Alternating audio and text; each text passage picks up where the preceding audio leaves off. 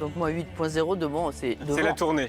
C'est la tournée. 8.0. L'anniversaire est quand même là cette année. À l'âge de 80 ans, Sheila a finalement brisé le silence et sa confession est bien plus poignante que toutes les rumeurs qui ont couru. Et si la femme, derrière l'une des voix les plus emblématiques de France, avait en réalité traversé son existence en mode survie loin de la savourer pleinement. Durant plus de 60 années, le grand public avait l'intime conviction de connaître Sheila. On se souvenait de son sourire qui apaisait tant les esprits. Sa voix cristalline, ses mélodies qui ont rythmé la vie de générations complètes, résonnant aussi bien dans les bals populaires que dans l'intimité des foyers. Des premières idylles au souvenir d'une France en pleine mutation, Sheila était une figure incontournable du paysage, une présence si familière qu'elle semblait être une amie de longue date. Pourtant, ce que nous ignorions ou préférions ne pas percevoir, c'était le fardeau immense qu'elle supportait dans le secret le plus total. À 80 ans, à un moment où tant d'autres aspirent à la tranquillité, Sheila a décidé de lever le voile sur une partie de son histoire qu'elle avait toujours gardée verrouillée, non pour provoquer un scandale, ni pour solder le passé, mais parce qu'arrive un âge où le silence devient une souffrance plus insupportable que la parole. Ce qu'elle a partagé n'est pas un énième scandale médiatique, c'est un aveu tardif chargé d'émotions et profondément humain. Une vérité qui nous contraint à poser un nouveau regard sur cette icône que l'on pensait inébranlable, car loin de la lumière des projecteurs et du tumulte des ovations, se dissimulait une autre Sheila, une femme dévorée par l'angoisse, le sentiment d'injustice et une solitude si profonde que même les salles pleines à craquer ne pouvaient apaiser. Une femme qui a compris dès ses débuts que dans ce milieu, se murer dans le silence est souvent l'unique protection, mais une telle armure finit inévitablement par laisser de profondes cicatrices. Ce qui est saisissant aujourd'hui, ce n'est pas tant la nature de son récit que le temps qu'il lui a fallu pour le livrer. Pourquoi avoir attendu si longtemps? Pourquoi avoir enduré l'humiliation, les rumeurs infamantes, les attaques visant son identité, même sans jamais riposter avec toute sa force? La réponse s'avère bien plus troublante qu'on ne le suppose, car pour Sheila, prendre la parole signifiait risquer de tout anéantir, sa carrière, son public, et sans doute cet amour précaire que la France lui témoignait. À l'époque où elle a été propulsée au rang de star, on n'interrogeait pas une jeune femme sur ses sentiments. On exigeait d'elle qu'elle sourie, qu'elle chante et qu'elle se conforme. Sheila n'était pas simplement une artiste, elle représentait un produit, une image méticuleusement construite, farouchement protégée et intensément exploitée. La moindre fissure dans ce vernis impeccable était vue comme une menace existentielle. Alors, elle s'est tue année après année, décennie après décennie, tandis que les médias spéculaient, pendant que la presse à scandale colportait des chuchotements, alors que les regards devenaient plus pesants, plus scrutateurs. Sheila continuait sa route, d'apparence stoïque, mais intérieurement brisée. Elle chantait l'amour tout en étant assaillie par le doute. Elle incarnait une insouciance de façade, alors que son âme était un champ de bataille permanent. Et nous, le public, nous reprenions ses refrains en chœur sans jamais percevoir la détresse de ses silences. Aujourd'hui, sa voix est plus grave, son regard plus perçant, et ses mots ne cherchent enfin plus à séduire. Ils aspirent à raconter, à léguer un héritage honnête, purifié des mensonges qui lui furent imposés. Ce qu'elle nous confie à 80 ans n'est pas un point final. C'est un miroir qu'elle tend à toute une génération, à une industrie entière, et probablement à nous aussi, ce public, qui a si souvent préféré le confort du mythe à l'inconfort de la vérité. Cependant, pour saisir comment Sheila en est arrivée à ce point, pour comprendre pourquoi cette femme tant chérie a consenti à porter seule un fardeau si écrasant, il est indispensable de remonter le temps bien en amont de la consécration, et même avant que le nom de Sheila n'existe. Il faut revenir à une fillette issue d'un milieu humble, qui n'aspirait nullement à la célébrité et ignorait tout du tribut exigé par la renommée. Bien avant les feux de la rampe, les studios de télévision, et même avant que le nom de Sheila ne devienne une icône, il y avait une jeune fille du nom d'Annie Chancel. Une enfant ordinaire, née très loin du faste et encore plus loin de la notoriété qui l'attendait. Annie a vu le jour à Créteil au sein d'une famille modeste, où la valeur du labeur était inculquée dès le plus jeune âge. Son père tenait un stand de confiserie sur les marchés, loin des boutiques étincelantes. Il n'y avait pas de tapis rouge, mais des étals de bois, des aurores glaciales, d'interminables journées, et cette persistante odeur sucrée qui marquait les doigts autant que les souvenirs. C'est là qu'Annie a grandi au milieu du brouhaha des marchands du cliquetis des pièces de monnaie et des regards des clients toujours pressés. Elle prêtait main forte à ses parents sans jamais se plaindre. Pour elle, l'existence n'était pas inéquitable, elle était simplement ainsi. On n'évoquait pas de rêves inaccessibles. On parlait de faire de son mieux, de tenir le coup, de persévérer. Et pourtant déjà, une particularité la distinguait des autres. Enfant, Annie ne s'imaginait pas devenir chanteuse. Non, son esprit s'évadait bien ailleurs. Elle se voyait artiste de cirque ou bien encore cavalière émérite. Elle aspirait à la liberté au grand air, à un monde où l'on n'est pas condamné à rester derrière un étal toute une vie. Ses songes de jeunesse en disaient déjà long sur sa nature profonde. Annie voulait s'évader et non pas briller. La musique est arrivée dans sa vie de façon presque fortuite. À 8 ans, elle débute les leçons de piano. On lui enseigne le solfège, les gammes, la discipline. Rien de très enchanteur de prime abord. Mais rapidement, Annie réalise que ces notes éveillent en elle une sensation nouvelle, une émotion qu'elle ne sait pas encore définir, mais qu'elle ressent au plus profond d'elle-même. La musique n'était pas un simple passe-temps pour elle, c'était une véritable révélation de soi. À l'adolescence, alors que certaines rêvent déjà de gloire, Annie s'oriente vers des études de comptabilité, un choix de carrière sérieux et pragmatique. Elle continue d'aider ses parents sur les marchés, et c'est là, sans la moindre scène ni micro, qu'elle se met à chanter pour tuer le temps et esquisser un sourire sur le visage des passants. Sa voix s'élève dans le vacarme ambiant, pur juste et naturel. Les gens s'immobilisent, tendent l'oreille et reviennent l'écouter. Progressivement, une petite réputation locale se construit. On la surnomme la radio, parce qu'Annie chante sans cesse sa voix ponctuant les journées comme une mélodie familière. Sans en avoir conscience, elle accomplit déjà ce qui deviendra la mission de sa vie. Amener une étincelle de joie dans l'ordinaire des gens. Mais elle ne sait pas encore que ce talent inné se paiera bientôt au prix fort. À l'aube des années 1960, Annie intègre une formation rock, les Guitar Brothers. Ce n'est pas encore le succès fulgurant, c'est le temps de l'apprentissage des scènes modestes et des regards intrigués du public. Mais pour la toute première fois, elle est vraiment vue, écoutée, et elle se fait remarquer. C'est à cet instant précis que son destin prend un tournant décisif, car dans l'ombre, une personne l'observe, quelqu'un qui saisit instantanément tout le potentiel que cette jeune fille incarne. Il ne voit pas seulement un talent brut, mais une formidable opportunité, une matière première à modeler, à diriger et à faire fructifier. Annie l'ignore encore, mais les mailles du destin sont déjà en train de se resserrer autour d'elle. À ce moment-là, elle est encore parfaitement libre. Elle chante simplement par plaisir. Elle ne se doute absolument pas des contrats, des pressions intenses et des sacrifices qui l'attendent. Elle est encore elle-même, mais plus pour très longtemps. Les événements se sont alors enchaînés à une vitesse vertigineuse. Au moment même où Annie commençait à peine à saisir l'ampleur des événements, son existence lui échappait déjà complètement. C'est alors qu'entre en scène Claude Carrère, l'homme qui allait devenir l'artisan de sa destinée artistique, un producteur visionnaire et talentueux, possédant un instinct infaillible pour façonner des idoles. En elle, il ne percevait pas simplement une jeune chanteuse prometteuse, mais bien un diamant brut à polir un véritable phénomène en devenir. Le potentiel d'Annie lui sauta aux yeux sans la moindre hésitation. Sa tessiture vocale, ses traits angéliques, sa candeur authentique, il parvient à gagner la confiance de ses parents par des assurances et des promesses mirobolantes, et en un temps record, un contrat d'exclusivité est paraphé. C'est à ce moment précis qu'Annie abandonne son prénom. On la rebaptise Sheila, un nom de scène tiré d'un succès anglophone, jugé plus contemporain et commercialement plus porteur. Bien que ce changement puisse paraître insignifiant, il marque en réalité le début d'une lente dépossession de son identité propre.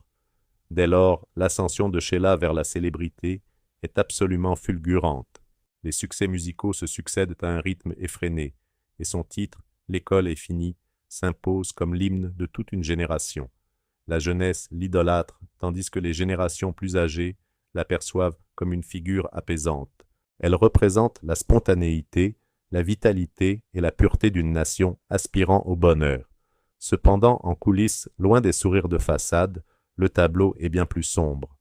Très vite, Claude Carrère exerce une emprise totale, ne laissant rien au hasard. Du choix des morceaux aux orchestrations de son image publique, aux entretiens accordés à la presse, jusqu'à son agenda Sheila, est privée de toute parcelle de décision.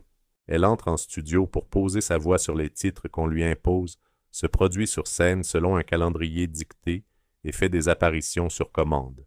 Son statut d'artiste s'est effacé au profit de celui d'un investissement très lucratif. À tout juste 18 ans, la pression qui pèse sur ses épaules atteint un niveau intolérable. Les journées de travail s'étirent à l'infini, les nuits sont écourtées, et son organisme finit par céder sous le poids de l'épuisement. En 1964, pendant une représentation à Rouen, Sheila est victime d'un malaise en pleine scène. Si le public imagine un simple coup de fatigue, la réalité est bien plus alarmante. Hospitalisée d'urgence, on lui diagnostique une anémie critique. Son poids a chuté à 45 kg. Des années plus tard, elle confiera avec une franchise désarmante lors d'une entrevue « J'étais soumise à une exploitation intense, je n'en pouvais plus de la pression exercée par mon producteur. » Et ces paroles, bien que percutantes, ne révèlent qu'une partie de la vérité. Elles taisent l'angoisse de décevoir l'incapacité à refuser la terreur de voir s'effondrer ce succès, à la fois fulgurant et si précaire. À cette période de sa vie, Sheila ignore encore que la gloire peut vous porter au nu et vous faire sombrer dans l'oubli avec la même rapidité. De son côté, Claude Carrère tire une leçon fondamentale de cet événement. Une Sheila exténuée sur scène représente une menace pour l'investissement, tandis qu'une Sheila confinée en studio garantit une source de revenus constant et quasi illimitée. La stratégie change donc radicalement: moins de concerts, une cadence d'enregistrement accrue et une surveillance renforcée. Sheila le résumera elle-même amèrement plus tard: « Je n'étais rien de plus qu'une poule aux œufs d'or. » Néanmoins, en dépit de ce confinement forcé et de cette perte de contrôle sur sa propre vie, son talent brut transcende toutes les contraintes. Le timbre de sa voix émeut, et ses mélodies deviennent la bande-son de toute une génération. Pour des millions de Français, elle se transforme en une référence, une présence quasi familière dans leur quotidien. Ce triomphe a toutefois un coût exorbitant, un tribut caché, qui n'est stipulé dans aucune clause contractuelle. En effet, à force de contenir ses émotions et de se plier aux exigences, une faille profonde commence à se creuser en elle. Sheila se forge une carapace, apprenant à masquer sa douleur derrière un sourire à persévérer, alors qu'elle aspire à tout abandonner et à dissimuler la moindre faille. Ce mutisme contraint va malheureusement préparer le terrain à une épreuve que nul n'aurait pu anticiper. Car il est une loi implacable: quand on réduit une personne au silence, d'autres s'emparent de la parole pour elle, et leur discours peut alors atteindre des sommets de cruauté inimaginables. Certaines blessures laissent des cicatrices si profondes qu'elles ne guérissent jamais complètement. Pour Sheila, le coup le plus terrible ne proviendra ni d'un revers professionnel, ni d'une liaison tapageuse. Il naîtra d'une rumeur, une calomnie abjecte, insensée, d'une cruauté inouïe, une simple insinuation qui suffira à ébranler une femme, déjà rendue vulnérable par des années de mutisme et de contrainte. L'origine de cette épreuve remonte à 1964 suite à son malaise survenu en plein concert. Pour traiter l'anémie critique diagnostiquée par le corps médical, un traitement lui est prescrit. Sheila se voit prescrire une cure hormonale. Il s'agit là d'un fait médical anodin, relevant de la sphère la plus intime et personnelle. Or, dans cet univers où son propre corps est devenu un objet public, cette information confidentielle va être tordue, exagérée, jusqu'à devenir une arme empoisonnée. Une légère modification de sa tessiture vocale, qui se fait un peu plus grave, sera l'étincelle qui mettra le feu aux poudres. Rapidement d'abord, dans les cercles fermés du show-business, puis relayée par une certaine presse en quête de scandale, une hypothèse aussi infâme que grotesque commence à se propager. Sheila ne serait pas une femme, mais en réalité un homme. Quelques mots, seulement une affirmation lancée en l'air, et une existence entière est mise en péril. Ce qui n'était au départ qu'un chuchotement absurde se métamorphose en une véritable hantise nationale. Son physique est examiné à la loupe, sa voix est disséquée, sa morphologie est sujette à tous les commentaires et c'est son identité la plus profonde qui est remise en question. Pendant ce temps, Sheila assiste impuissante à ce déferlement de haine, se demandant comment riposter, car comment contredire une allégation aussi grotesque sans paradoxalement lui accorder davantage de poids. Le plus terrible est que cette calomnie dépasse rapidement la sphère médiatique pour empoisonner le quotidien. Elle se glisse dans les regards insistants, se matérialise dans des courriers anonymes et alimente les discussions de comptoir. La rumeur frappe de plein fouet son cercle familial, notamment ses parents qui en viennent à se cloîtrer chez eux, terrorisés, à l'idée d'affronter les railleries et les insultes. Des années après, Sheila confiera la voix étranglée par l'émotion. Je passais mes journées à pleurer enfermé. Mes parents redoutaient de croiser le regard des autres. C'était une période où l'on ne donnait aucune explication. Il n'y a aucun démenti officiel. On encaisse les coups en silence. Son producteur, son entourage professionnel et l'industrie musicale dans son ensemble optent pour la tactique la plus dévastatrice, le mutisme absolu. En effet, y répondre aurait signifié admettre l'existence même de la calomnie, ce qui aurait pu provoquer un effondrement commercial complet. Alors Sheila, comme à son habitude, se tait et endure.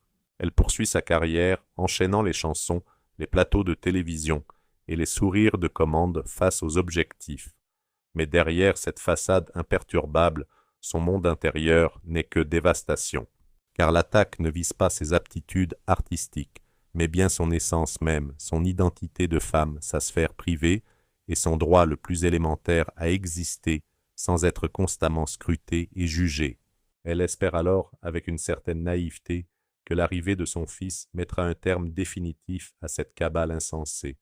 Qui oserait encore douter après un tel événement? C'était sans compter sur la perversité humaine, qu'elle est sans bornes. Loin de s'éteindre, les rumeurs repartent de plus belle. Des voix s'élèvent pour prétendre que l'accouchement n'était qu'une mise en scène, que le bébé avait été adopté en secret et que des praticiens avaient été corrompus pour valider le mensonge. Sheila confiera plus tard encore sous le choc « On est venu me demander quelle somme j'avais déboursée pour prétendre que cet enfant était le mien. » Des propos qui donnent la nausée et illustrent l'abîme de la méchanceté. Comment peut-on se reconstruire après une telle épreuve? Comment maintenir la foi en un public capable de vous acclamer sur scène le soir, pour mieux vous anéantir le lendemain matin? Cet épisode laissera des séquelles psychologiques considérables, des marques invisibles à l'œil nu, mais gravées à jamais. Sheila le confirmera bien des années après, affirmant « Cela a profondément meurtri mon âme ». Et pourtant, face à ce déferlement, elle ne s'effondre pas, elle ne s'exile pas, elle fait front continu de travailler et avance, poussée par une combinaison de fierté, d'obligation professionnelle et de pur instinct de survie. Mais les conséquences sont lourdes, car même lorsque son écho médiatique s'atténue, la calomnie ne s'évanouit jamais totalement. Elle lui colle à la peau tel un fantôme tenace qui la suit partout. Elle y perçoit une parcelle de quiétude, une étincelle de bonheur, une insouciance qu'elle sait ne jamais pouvoir retrouver entièrement. Voilà le tribut à payer pour le silence, la rançon de la notoriété, le lourd fardeau d'être une femme au cœur d'un milieu impitoyable. À 80 ans, quand elle se décide à aborder le sujet sans phare, son intention n'est pas de créer la polémique. Elle veut porter témoignage, révéler le véritable coût de toutes ces années, un coût qui ne se chiffre ni en revenus, ni en vente d'albums, mais bien en tranquillité d'esprit perdu. Et cette vérité crue est dérangeante, car elle nous contraint à nous interroger si la réussite mérite réellement de s'acquérir au prix d'une telle brutalité.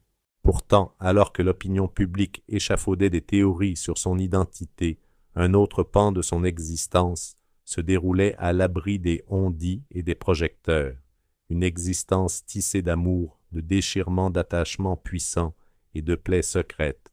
Alors que la nation entière disséquait son personnage, que la presse passait au crible, son physique et son timbre vocal, Sheila, elle persistait dans sa quête d'amour, ou du moins elle s'y efforçait. En effet, trouver l'amour lorsqu'on est une figure emblématique est une gageure. Le trouver quand on est meurtri relève de l'impossible. Son parcours amoureux n'a jamais ressemblé à un havre de paix. Ce fut plutôt un autre terrain de combat. En 1973, Sheila unit sa destinée à Guy Boyle, que le grand public connaît sous le pseudonyme de Ringo. Leur union captive les foules, deux vedettes dans la fleur de l'âge séduisante et adulée. À eux deux, ils symbolisent toute une période l'illusion d'un bonheur parfait. Leur duo, Les gondoles à Venise, se transforme en un triomphe retentissant. Sous les feux des projecteurs, l'illusion est totale. Les sourires échangés transpirent la complicité, les regards sont empreints de tendresse. Le pays tout entier veut y croire, et eux-mêmes probablement s'y laissent prendre. Cependant, en coulisses, loin de cette façade idyllique, la vérité est bien plus précaire. Leur union, qui s'étendra sur 6 années, est à 1000 lieues du conte de fées que le public se représente. Les ambitions professionnelles, les éloignements, les frictions et les silences pesants finissent par créer un abîme entre eux. En 1979, la nouvelle de leur séparation provoque une onde de choc parmi leurs admirateurs. Sheila évoquera bien plus tard cette rupture avec une clarté quasi clinique. Je ne ressens ni haine ni colère, je n'ai simplement plus rien à lui dire. Ces quelques paroles sont d'une éloquence totale. Lorsqu'une passion s'éteint sans esclandre, elle laisse parfois des blessures plus indélébiles encore. Suite à cette rupture, Sheila se renferme. Elle se jette à corps perdu dans sa carrière. Elle continue d'avancer fidèle à elle-même. Pourtant, la solitude s'installe tenace. Puis, un homme fait son apparition et vient bouleverser cet équilibre. Avec Yves Martin, elle découvre un amour nouveau, plus mûr, plus pudique, loin des regards indiscrets. Yves Martin n'est pas qu'un simple partenaire de vie. Il se révèle être un appui indéfectible, un roc, un complice créatif. À ses côtés, Sheila ose se réinventer, se métamorphoser, s'aventurer sur des territoires musicaux inexplorés. Pour la première fois depuis une éternité, elle n'est plus uniquement une vedette. Elle est une femme épaulée, mais le destin, une fois de plus, se montre implacable. En 2016, Yves Martin est frappé par 2 accidents vasculaires cérébraux consécutifs. Il en sortira avec de lourdes séquelles. Admis dans un établissement médicalisé, il voit son indépendance s'effriter jour après jour. Nombreux sont ceux qui auraient renoncé, mais Sheila demeure à ses côtés. Elle l'accompagne, elle est là, vigilante, présente, refusant de le laisser tomber. Elle confiera d'ailleurs « Je ne l'ai jamais abandonné ». En 2024, Yves Martin s'éteint. C'est une perte abyssale, une souffrance muette, qui s'ajoute à une existence déjà marquée par des chagrins invisibles. Sheila le pleure, mais en silence, comme à son habitude. Au sein de cette trajectoire sentimentale, une autre figure masculine tient un rôle singulier. Un homme qui ne fut jamais son amant, mais qui représente sans doute l'une de ses connexions les plus essentielles. Nile Rodgers, le musicien du groupe Chic, l'architecte du son derrière le tube Spacer. Leur collaboration signe un virage artistique majeur. Nile encourage Sheila à dynamiter son image de jeune fille, rangée à embrasser une personnalité plus rock, plus audacieuse. Ensemble, ils vont donner naissance à l'un des plus grands triomphes de sa carrière mondiale. Mais bien plus que la musique, c'est une amitié authentique qui se tisse entre eux solide et sincère. Nile Rodgers devient pour elle une ancre, une figure rassurante, dans un monde professionnel souvent impitoyable. Sheila avouera un jour « Il a transformé ma vie, et j'ai transformé la sienne. Ces liens, si dissemblables, révèlent une vérité fondamentale. Sheila a toujours aimé, avec une immense profondeur, mais cet amour n'a jamais été un bouclier suffisant, car la plaie la plus vive ne lui a pas été infligée par un homme, mais par son rôle le plus intime et fragile, celui de mère. Et cette souffrance-là, nulle chanson, nul triomphe, nul amour n'a jamais pu la penser. Il est une peine qui surpasse toutes les autres, une agonie face à laquelle la renommée, la fortune et même l'expérience ne sont d'aucun secours. Pour Sheila, cette agonie porte un nom, Ludovic, né en 1975 de son mariage avec Rango Ludovic Chancel, était un enfant désiré, un enfant chéri, mais qui fut instantanément projeté dans un univers hostile à l'innocence. Car être l'enfant d'une légende, c'est se construire sous le poids des regards des espérances et des critiques incessantes. Très jeune Ludovic se perçoit comme étant à part surexposé et parfois délaissé. En effet, Sheila, malgré tout l'amour qu'elle lui porte, est dévorée par sa profession, par ses engagements. par une trajectoire qui n'admet aucune défaillance. Bien des années après, Ludovic exprimera tout haut ce que tant d'enfants de stars éprouvent en secret. Lorsque j'étais enfant, je ne saisissais pas pourquoi ma mère travaillait à ce point. J'avais le sentiment qu'elle ne me témoignait pas suffisamment son affection. Ces paroles ne sont pas un réquisitoire, mais un appel au secours, le cri d'un fils qui a souffert d'un manque de disponibilité, bien plus que d'un manque d'amour. Le lien entre Sheila et Ludovic fut constamment tortueux, un mélange de tendresse, d'incompréhension et de non-dit. Ludovic dépeindra cette dualité dans son ouvrage, narrant la gageure que représente le fait de grandir à l'ombre d'une mère adulée du public, mais parfois si lointaine. Néanmoins, en dépit des frictions, l'affection n'a jamais totalement cessé d'exister. En 2015, Ludovic partage un message poignant pour l'anniversaire de sa mère. Des mots simples, authentiques, dénués d'amertume. Elle restera toujours ma maman. Je t'aime, maman. Des paroles qui aujourd'hui résonnent comme un adieu prémonitoire. En juillet 2017, Ludovic Chancel s'éteint à l'âge de 42 ans. Une fin tragique soudaine et violente. Les rapports suggèrent une surdose. Mais en réalité, la cause précise importe peu. Pour une mère, une seule vérité demeure implacable, son fils n'est plus. Sheila est anéantie de l'intérieur, mais fidèle à sa nature, elle ne se donne pas en spectacle. Sa douleur, elle la vit en secret. Elle avouera par la suite. Quand je parle, j'ai la sensation que Ludo est toujours à mes côtés. Je le ressens. Ces paroles sont celles d'une survivante, non d'une femme qui a surmonté l'épreuve. Car on ne surmonte jamais la perte de son enfant. On apprend simplement à vivre avec une respiration différente. Pour rester debout, Sheila se raccroche à ce qu'il lui reste, la musique, les souvenirs et une conviction profonde. Elle évoque la réincarnation, une présence impalpable, un lien que la mort ne saurait briser. Ça m'apporte un grand soutien, confie-t-elle avec sobriété. À 80 ans, Sheila n'a plus l'énergie de persuader, ni le besoin de se justifier. Désormais, elle ne quête plus l'affection des autres à n'importe quel prix. Elle observe son propre parcours avec une clarté presque cruelle, une trajectoire faite d'une gloire retentissante, mais également de renoncement que très peu auraient eu le courage d'assumer. Elle a tout sacrifié pour son art perdant énormément en cours de route. Au final, que subsiste-t-il? Il demeure une voix intemporelle qui a su toucher chaque époque. Il demeure une femme qui est restée forte face à toutes les bourrasques de la vie. Et il demeure une interrogation à la fois fondamentale et déstabilisante. La célébrité justifie-t-elle vraiment le poids du secret de l'isolement et de la peine? Quant à vous, si vous aviez parcouru son chemin, auriez-vous trouvé en vous la ressource de préserver les apparences, alors que tout se fracturait au plus profond de votre être? Exprimez-vous dans l'espace des commentaires, car votre point de vue est important pour nous.